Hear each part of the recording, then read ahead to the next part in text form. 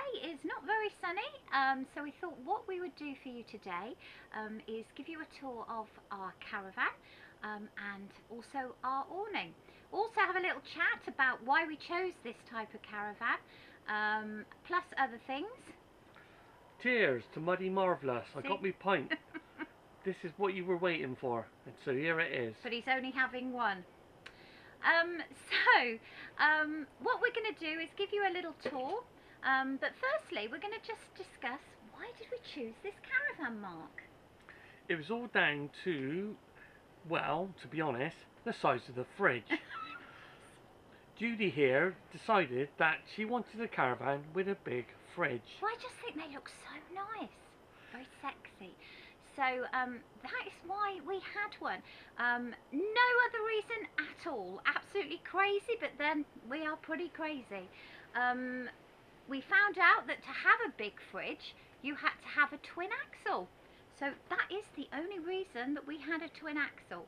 But they are very, very nice. There was no thought or consideration given to poor old Mark, who would have to tow it, was there? None at all. I just wanted the fridge.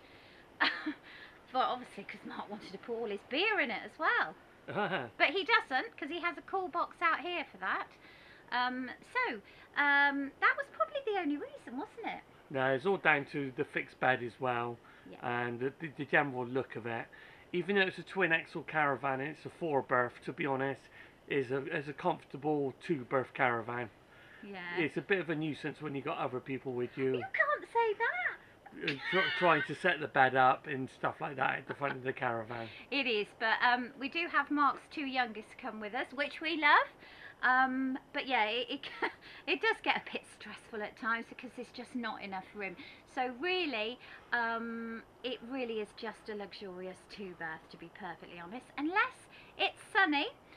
In which case the children come out into the annex. That's why, obviously, one of the reasons that we've got the annex is when, as you know, we have 5 children between us. So when they come and stay with us, which they've all used the annex, they can go out there. And once they go out there, life is much easier because then you've still got your table to come and sit at. When it's made up as a bed, there's just nowhere to go, is there? No. So if the weather's pretty shocking, which most of the time it is quite difficult, but you get by and you do it. Now, the very first caravan that we bought was back in 2014. It was a Swift Utopia. Thank you. It was a 2005 model. We bought it from a private sale in Worcester.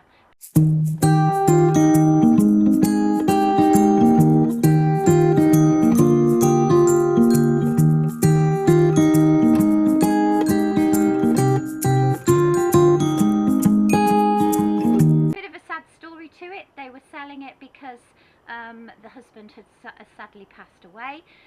It was absolutely spotless, wasn't it? Yeah. Absolutely brilliant van. It was an L-shaped front. We'll try and get some photos on here for you, but we did absolutely love that van. Now, it had the 2 bunks at the side above the double diner. You made that into the beds. The only thing with that, as your children were coming up to teenagers, they literally had to sleep like this. They couldn't move. So we weren't going to change it, were we? We were going to make do with it. We even bought an awning for it off eBay, I think it was. Yeah. Never used it. And we went to the Forest of Dean camping, didn't we? And it was a rainy day, and never do this. We then went to a caravan sales place just to have a look around.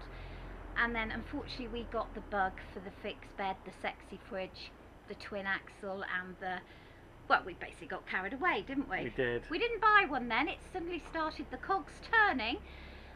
Within about 2 weeks, we'd bought a twin axle caravan.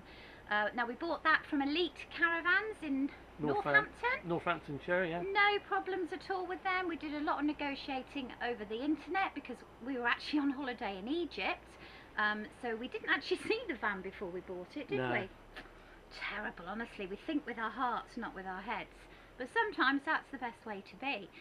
Had no issues with them whatsoever, did we? No, none at all. Went, picked it up, absolutely fine, and have never looked back. Now, at that point, we had no idea that we were going to have an adventure like this.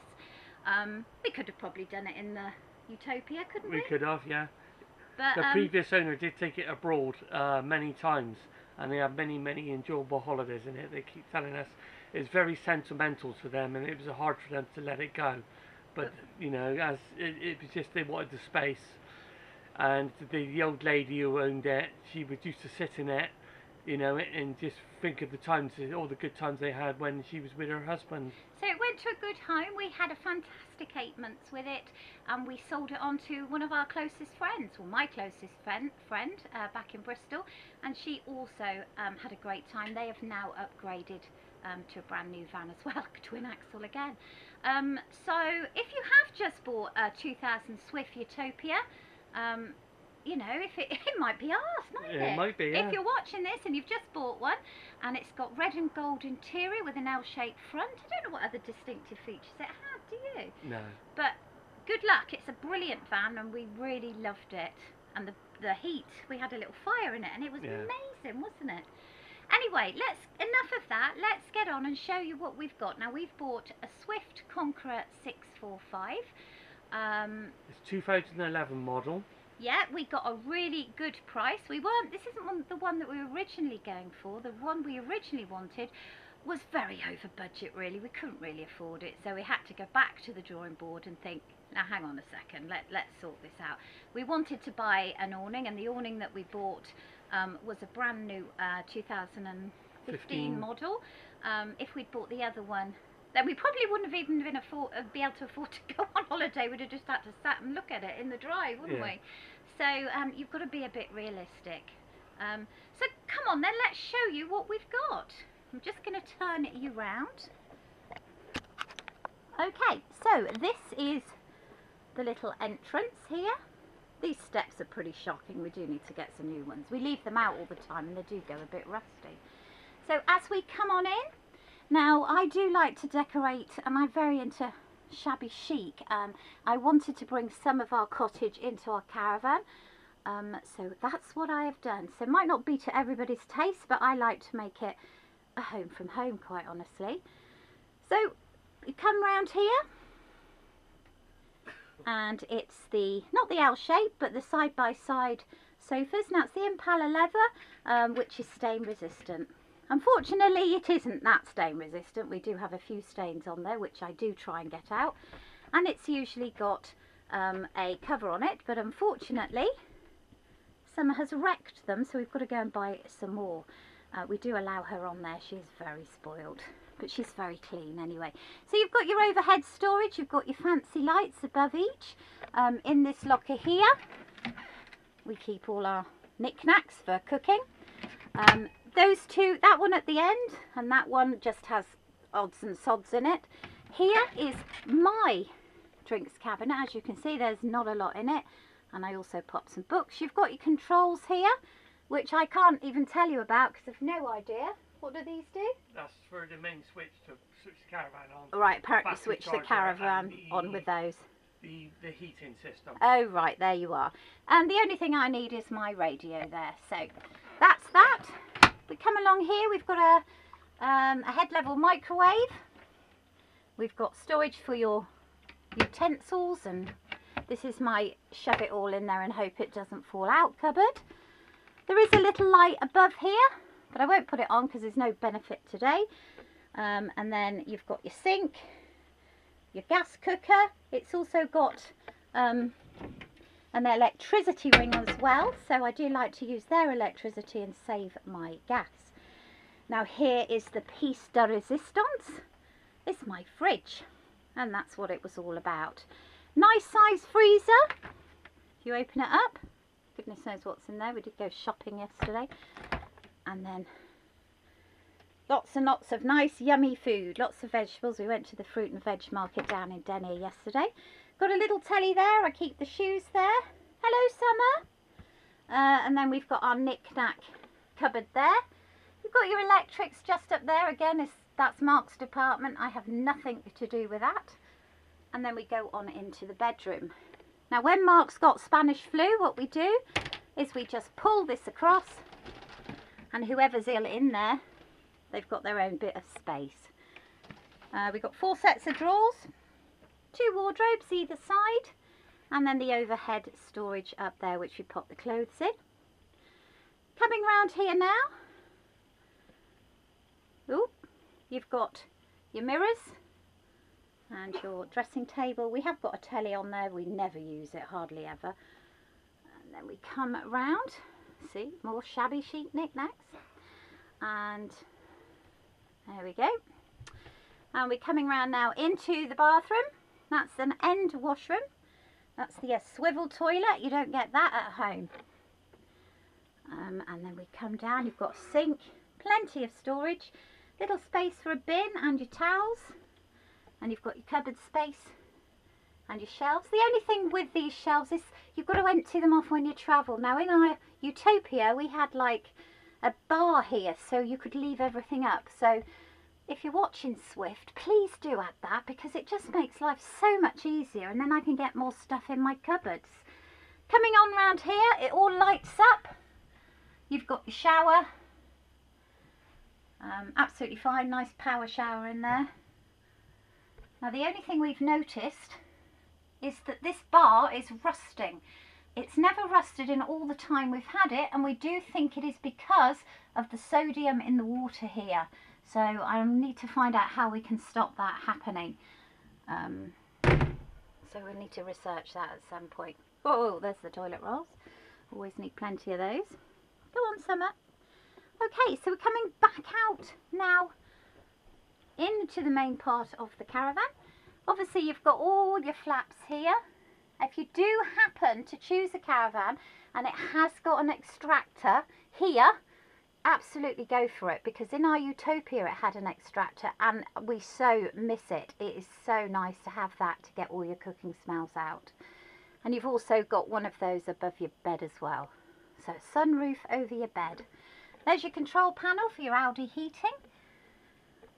There we go. So I think we had a good buy with that, didn't we? Yes, we did. Yeah. It's still, we paid quite a bit of money for it, and it's only dropped about £3,000 since 2015. So Yeah. not that we bought it for that reason, but we're quite happy that it's maintaining its value quite nicely. So this is the awning, and Mark is going to show you round. Okay, this is the inside of the awning. It is a Dorema Daytona size 17. It comes with steel poles, and now we're on our second set, because the first set, after about the 5th or 6th use, we had 50 to 60 mile an hour winds and it bent some. After speaking to Dorema, because I was going to upgrade to the fiberglass poles, they told me... There we go, just a little readjustment there. Yeah, basically they told me not to go for the fiberglass poles, because we were using it almost as a seasonal awning. All those seasonal awnings comes with steel poles. So we bought another set of steel ones, so I've got lots of spares if I've got any issues in the future. Like I said, it's the size 17, which I believe is the 1058 for the Caravan. But there's various data on various sizes for this Caravan for some odd reason. Some say 1048, some says 1058, but I know the awning that we've got, size 17, fits perfectly. So basically that's the awning inside. Let's just show you into the annex. Now this is our guest bedroom when our children come and visit us, which I'm hoping they're going to do a lot of, especially Mark's two little ones, Katie and Emily, because we are obviously on a theme park and they can go in there free of charge, and I think they're quite excited about that. So while there's no children in here, we pop a little wardrobe in, pop the hoover, the shoes, the laundry box, my parasol for the table, and anything else we want to pop in there. Now Summer likes to lay in the sun when we get some, and she sits there on her chair. Comes with all matching curtains, because I do like to have lots of things matching, and we put a blow up sofa there just to chill out on. We've got the main camping table out here, which usually goes and lives in the wardrobe when you're travelling, but it's such a pain to put it up, and inside you've got your little slide table that's above the central table, so we just use that most times. We don't ever use that, do we? No. Unless the children come. Then we've got an old camping table which I've had for about 20 years, and then Mark's coffee machine, which he has to cure his hangover. And we're talking about that again. Yes, well, of course. Yes. So, that's probably about it. We've made a little light here because the camping lights don't really give a great deal of light out, so Mark's done, because he is a bit of an odd job man, he has made me a nice light. Got lots of me little decorations up. You've got all your lockers around. That main one is under the bed, and that's where we put the awning and the poles, isn't it? It is, yeah. No issues with it so far. The first time, let me spin you around. Okay, the first time, oh, don't want to be down there. The first time that we put it up was in Rossilly at Eastmoor Farm at Kay and John's. Bought the steel poles, were told that's absolutely fine, they're weather resistant, and we had 50-mile-an-hour winds, which we didn't know about, just suddenly came across the sea, and well, they bent like blooming spaghetti, didn't they? We had to come rushing home. Kay gave us a call and said, quick, your awning's blown away, didn't she? And we literally got back and the poles were doubled, and these were the thick steel poles. So nothing is weatherproof, is it really? No. We didn't claim on the insurance, there was no point. We just bought a new set of poles and now we've always got spares.